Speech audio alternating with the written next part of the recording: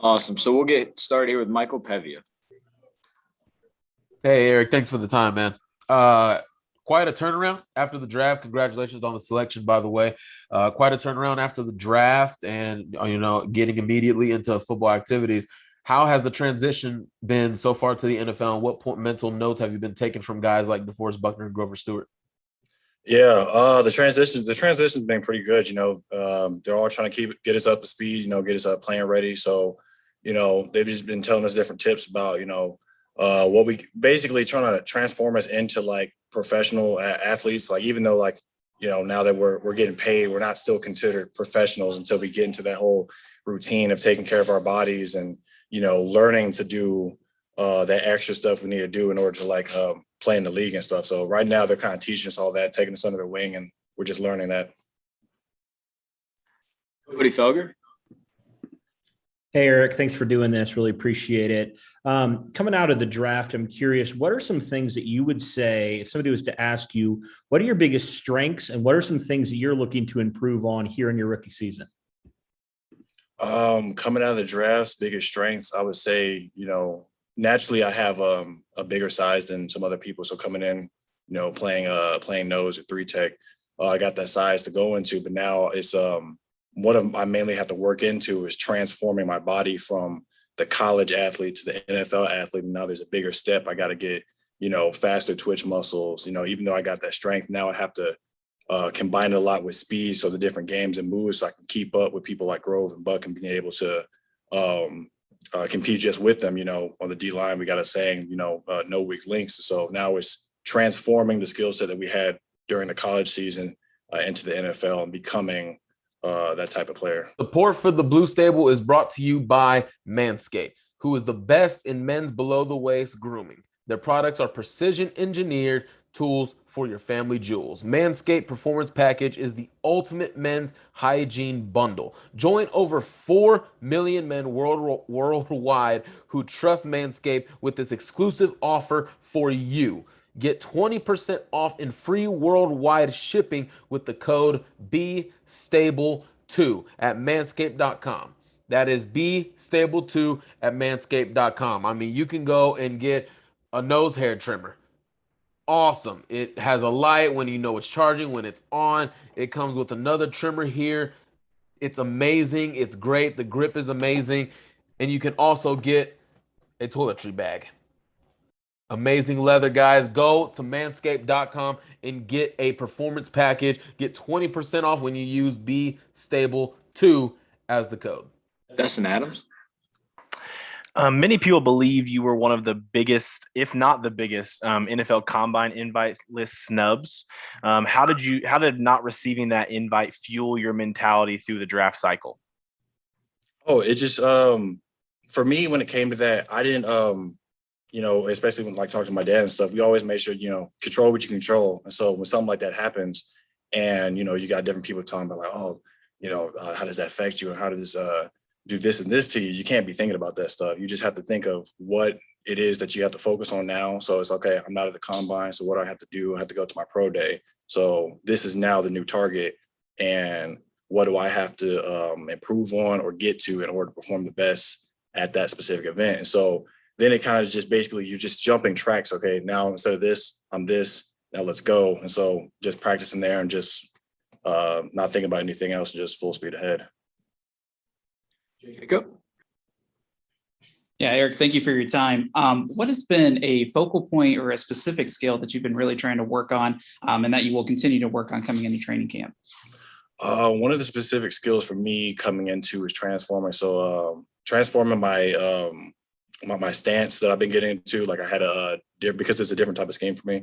So I'm going from my like wide leg power stance to like I'm narrow feet getting off, but I also have to combine my strength with that. And with that, I have to change up, the way I'm shooting my hands or the way I'm kind of combining my get off, my keys and stuff like that. And so it's just, it's tailoring my specific get off and stance to the attack front that we're trying to do. Patrick. Hey, Eric, Patrick with the Anvil. Appreciate you doing this. With you pulling a 6 year in college, do you feel that helped you, hurt you? And can you explain the answer? I would say for that, it's yes and no to a certain degree, because helping me is in, yeah, I got more time to be able to improve myself and to be able to fix some certain things. But I don't know if I would consider it necessarily hurting me, because there's a lot of different factors that go into how it improves you. Now, if I came from a school that gave me like all the type of nutrition and stuff that I needed, or it had like extra trainers or different people from outside coming in to like coach us on like specific things like get offs and all this stuff like that, then maybe having a longer time doing that might wear your body out a little bit more. So it kind of depends on the makeup of what exactly you're doing during that time. I feel like personally, it probably helped me a little bit more because I needed more skill work in order to transform my game. And I got a lot of that from those extra years when we had a new coaching staff come in, we kind of changed up everything. I gave me more time to learn that stuff. Had I got it earlier, then maybe going for a longer time might have affected it differently. So it kind of depends on the makeup of what everything happened. We'll have time for one more here. Lawrence Owen. Hey, Eric, pleasure to talk with you again. It's been about a month and a half since we spoke right after the draft, and I'm curious, during that period of time, what has your impression of the Indianapolis Colts organization been? Oh, it's been really great. One of the things DT is always talking about is family. Every time it comes into the locker room, it's like family, and like that's like how he kind of like introduced us and stuff. And so, obviously, me being a rookie, this is the first and only place that I've been to, but I can already tell that like I enjoy being here and I enjoy the guys that I'm playing with. So a lot of the vets, they haven't all the kind of thoughts you have, like, okay, how's it going to come in? Are they going to be like, dogging on you the entire time, just make you Rook do this, Rook do that, or something like that? And they're really coming in, they want you to get better and they want to help you to help them. And so it's really been bringing you along and helping to like develop us. And they want us to, get into this league and immediately just go. So I'm really enjoying it. Awesome. Thanks for your time, Eric. Oh, yeah, no problem. Thank you all. Thanks again, Eric.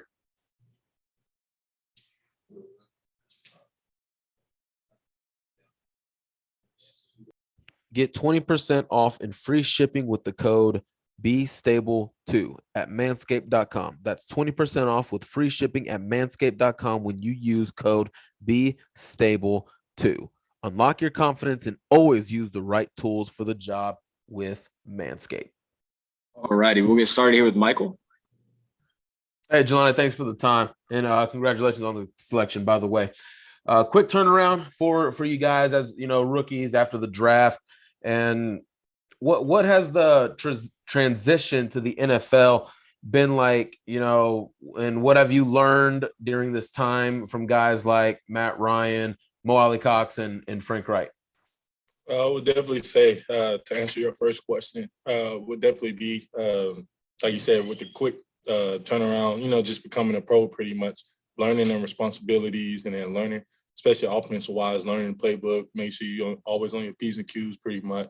And then, just learning from Matt Ryan and like Mo Alley-Cox and guys like that, that's always an honor. And then, looking into what they have to say and then trying to, mimic whatever they tell you and then try to do it at 100% at all time, pretty much.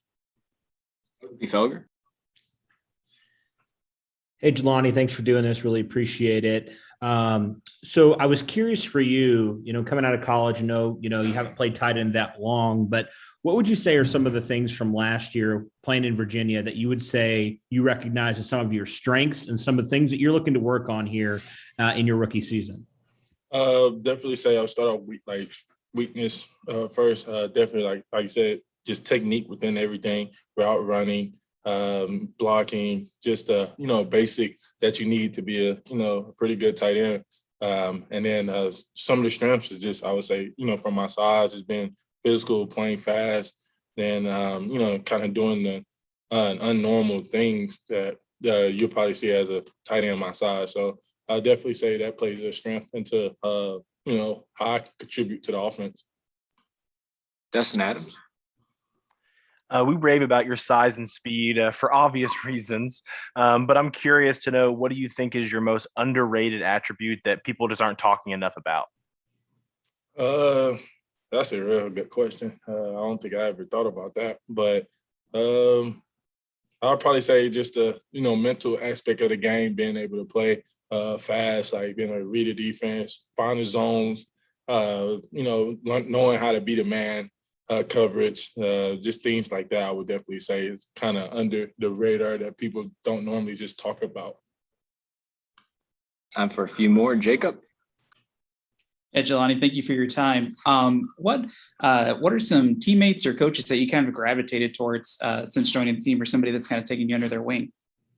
Definitely say the whole tight end room, of course. That's like, that's just the pivotal part of, entering the league and, trying to graduate to what they do and how they perceive the game. And then, of course, you want to graduate towards all the quarterbacks, no matter who they are. They all have different aspects and how they view things. So you want to kind of pick apart all of them, all of their brains, and try to make it one little, big ball of knowledge pretty much. And then the coaches wise, I definitely say everybody, you're in the league, a lot of coaches seeing different things.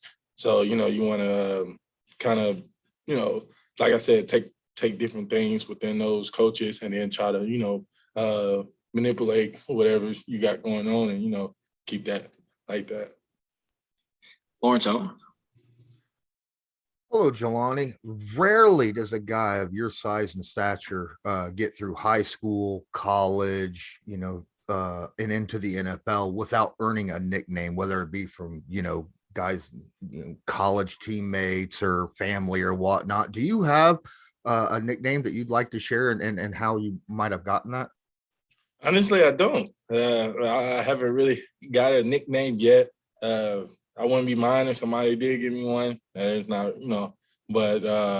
We'll work on it. I promise you. Oh, yeah. Okay. Yeah. But, I never really had a nickname like that. Some people called me like too tall and like stuff like that. But that was back in my basketball days. So I need a football one then. We'll go last one here. Patrick? Hi, Jelani. The first thing comes to my mind as far as the nickname with your last name Woods is Bigfoot. As far as your size and your last name, that's just something that's popping right off my head. Okay. But my question is kind of a three-part, so I'll make it real quick. With you being a quarterback in high school, how and why did you become a tight end? Is one. Two. Oh, where did I go? Has the Colts coaching staff talked to you about playing or throwing certain passes and situational football? And three, playing quarterback in the past, do you believe that gives you an edge over other tight ends in the leagues because you see things differently and you still have that mindset of a quarterback? I would definitely say I would answer your last question first. I would definitely say, yes, it definitely does. Like I said, as a quarterback, you got to know what each person, each individual, have to be responsible for on the field. And a lot of things is not that much different than how like you learn in college and you learn in high school. It's just, of course, manufactured to a professional level, and everything is very more into details. But the way like concepts work and just the just the overall origins of how like, routes, trees, or protections and everything like that go, it's kind of similar. So you can kind of translate it to different things you have been introduced to in the past. And I would definitely say no. And the second question, no, we haven't talked about any passes or anything like that. Yeah, I forgot what was the first question. What made you want to transfer to becoming a tight end out of the quarterback position? That was just pretty simple. I wanted to pretty much get on the field. I was a backup quarterback. Then I knew I had the size. And then later in my freshman year, I ended up impersonating Mark Andrews on scout team. And then ended up doing really well that whole week. So that next day, my coach pretty much asked me to switch. And then I went with it with no hesitation because I kind of, I had fun that whole week. So I can kind of see myself, doing that in the game and, becoming something pretty much special. Thanks for your time, Jelani. Thanks, everybody, for hopping on. Thanks, Jelani.